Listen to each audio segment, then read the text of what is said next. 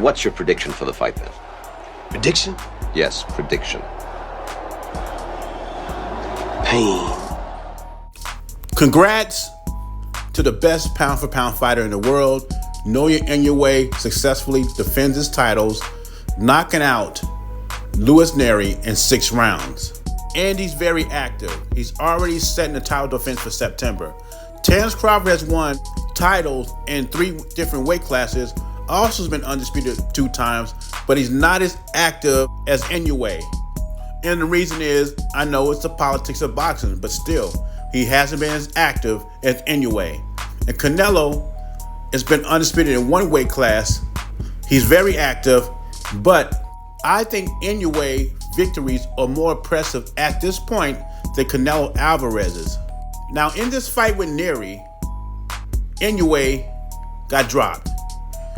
And a lot of the haters who don't like Inoue says he was exposed. I see it differently. I think Inoue faced adversity and he passed with flying colors. You look at your all-time greats. Thomas Hearn's been knocked out. Sugar Ray's been knocked down. Ali's been knocked down.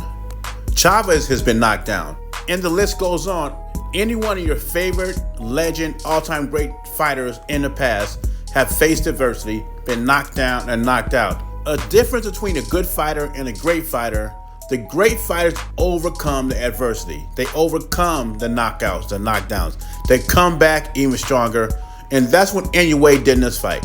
After the knockdown, Inoue destroyed Nery the next 5 rounds. I'm more impressed with this victory than his other victories because what he had to overcome. Now, his haters, mostly Gervonta Davis fans, because they're jealous of him, will say that Inoue was exposed. Dude, this is boxing. You're gonna get hit. You're gonna get hit hard. And you will be hurt. It's what you do after you get hurt. Even Iron Chin Canelo in his youth was hurt by Jose Cotto, and he overcame that. Hardcore boxing fans want the top elite fighters tested, want them pushed, because we want to see what they're made of. And we're seeing right before our eyes what Inoue is made of. Fanboys want their favorite fighters protected. They do not want them in dangerous fights. I can remember what they used to say about Spence and Crawford for the last 5 or 6 years. They would say that, oh, well, Crawford's been wobbled by Gamboa. He's been put down by Kavaliauskas. Spence has never been down. He's never been down till he faced adversity, which was Terence Crawford. And Spence cannot overcome that. That's why I say Spence is a good fighter. He's not a great fighter. That is the difference. I'm going to go to the fight. I don't want to be trying to get in there, look thirsty, trying to get attention. But if they let me in, I'm going to go in there. If we want to get face-to-face, we get face-to-face. But, at the end of the day, I'm going to see a good fight, respect whatever they got me to need me to respect. And if we could do that for the fans, get a little face-off, then that would be great. After the Munguia fight, did Canelo call David Benavidez into the ring? According to the Boxing Voice, he wasn't calling Benavidez to the ring. He was calling one of his friends. Besides that, there was a lot of security surrounding the ring. Some say it was police officers out there.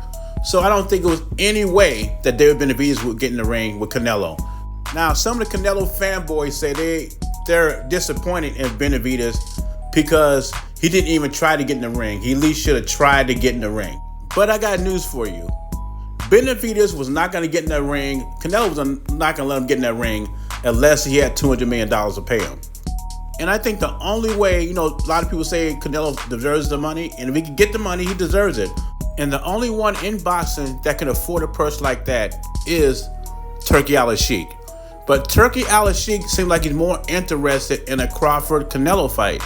But we'll talk about that in another video. As far as Jose Benavidez Sr.'s comments about Canelo's fight against Munguia, he said it's no big surprise that Canelo beat Munguia because Munguia wasn't ready for him. Munguia was definitely out of his league, but even his promoter, Oscar De La Hoya, I don't know what changed his mind, but Oscar De La Hoya said after the John Ryder fight, he would like Munguia to fight Canelo in September. He wanted Munguia to get one more fight under his belt with Freddie Roach. But then again, these days, who listens to Oscar De La Hoya? You know, Ryan Garcia fought Gervonta Davis. Oscar was against that. And now we had the Mejia fight, which he's co-promoted with Sanford. And I guess Sanford overruled Oscar, so the fight happened in May instead of September or whatever Oscar wanted the fight to happen. But also, Jose Benavidez Sr. says the fight between David Benavidez and Canelo will be a different story. He said Benavidez has fought better opposition, he's more experienced, and at the end of the day, he would knock out Canelo Alvarez. He's right about that. He has fought better opposition than Jaime Mejia has, but I still have Canelo stopping him. Anyway, leave your thoughts and comments below. JBZ, I'm gone.